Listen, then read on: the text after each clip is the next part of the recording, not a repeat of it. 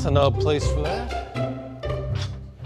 Welcome to another episode of Tools and Tips Tuesday. I got it right this time. Haha.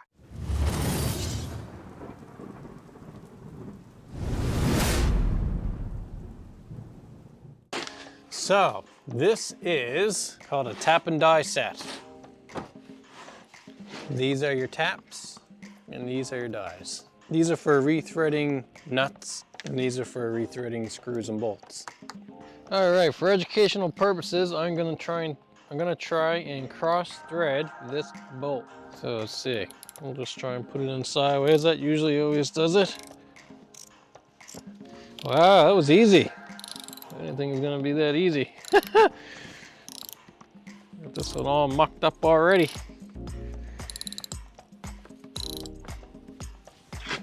Oh yeah, that is crooked. See how it's going in sideways? That's how you know it's cross-threaded. And it's super hard to tighten. So I think that's good enough there. Now the bolt in this instance is not too bad. You can see the thread on them is not that bad. But if you look into the nut here, it's not looking good. So I'm gonna just try threading it back in normally. And I can tell, like right now, it's super tight. And that's a bad sign right off the start. Sometimes you can just tighten them back up. If you get them in the right spot, tighten them up and it'll be okay. It's kind of risky though. You risk messing up the bolt that way. So we got little feeler gauges here. And you just want to take the feeler gauge. I guess that's what you call these. Could be a different name for them. And you just want to match the thread. It should fit in there perfectly. All right, we have a match. And this bolt is metric.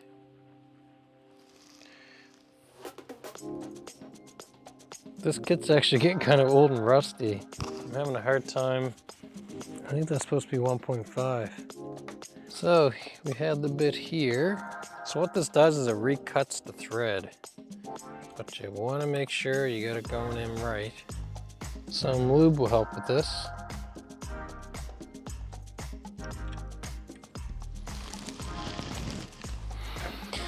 So you just want to make sure it's going straight.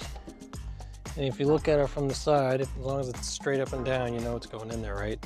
And then you just want to turn it and kind of work your way.